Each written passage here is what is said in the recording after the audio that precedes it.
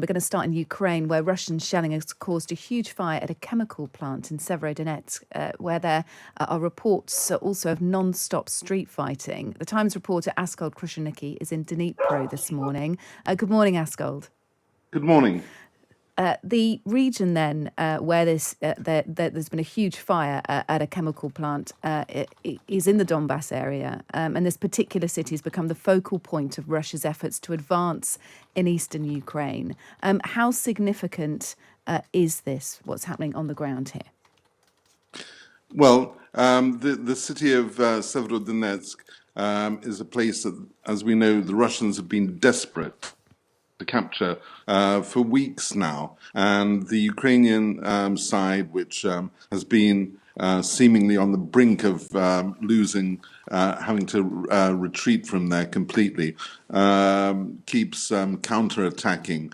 And they know that probably they won't be able to drive the Russians out completely, but they're trying to win time for the badly needed Western supplied weapons and ammunition, particularly from Britain and the US, to arrive and to hopefully for them to make a difference in this battle where they're losing ground against the Russians.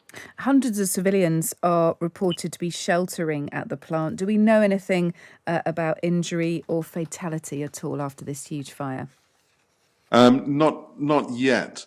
Hopefully, they haven't been victims of the fire, but there's constant shelling, and they've been trying to shelter and avoid being blown to bits for weeks, and this is just one more additional nightmare. I'm not sure whether the fumes or the flames are generating some sort of toxic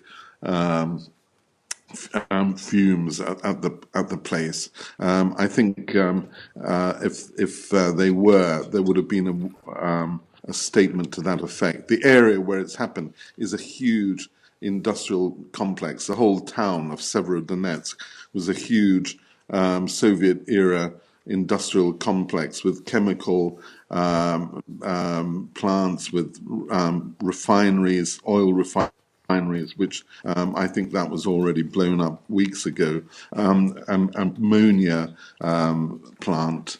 So the potential is there that the fire is generating toxic fumes. Yeah, we heard from President Zelensky overnight, his usual nightly address, and he said that Donbass was holding on. He also addressed the distribution of Russian passports in places like Kherson and Melitopol as well.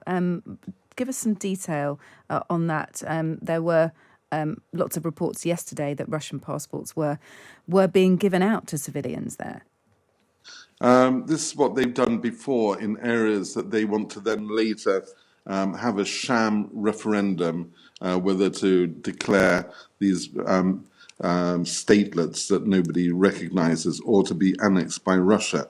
And so this is a prelude to that. And Vladimir Putin, the Russian president, has made clear that he wants to incorporate all of these areas that they're capturing into a new Russian province to be annexed by Russia and just to be incorporated into Russia.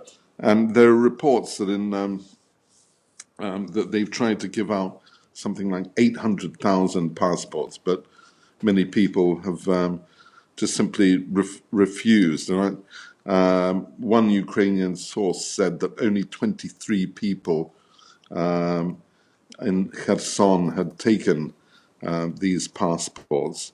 So it looks like the Russians are going to have difficulty in staging this sham referendum, which I think is due at the end of the summer.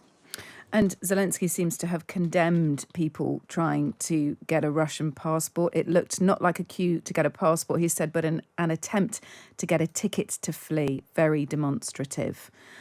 So he obviously condemning anyone who feels like they need a Russian passport. Tell us about where you are, Dnipro. You were in another area of the country yesterday. But tell us what's going on where you are at the moment, Askold. Well, Dnipro is one of the biggest cities in Ukraine.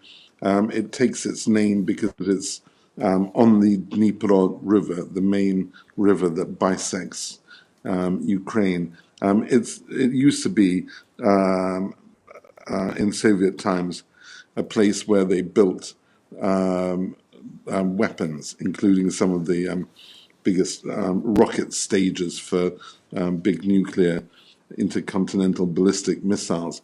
But it's also got a huge variety of industries. And because of its position about halfway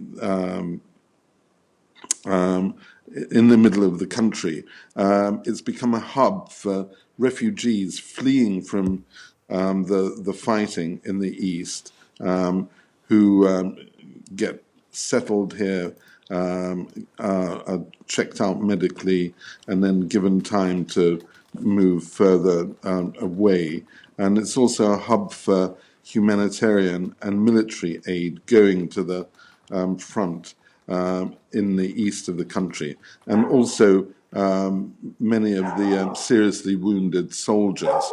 And President Zelensky says there's 500 of them each day in the east. They come here for treatment because they've got a number of large and staffed centres of medical excellence. So it's become a very important place for the whole of the town. I can see that there's some sort of dog encounter going on behind you. So we will leave it there to get back to calming down the pooches. Thank you so much for speaking to us, the Times reporter Askold Krushelnycky in Dnipro. That's absolutely fine with his dog this morning.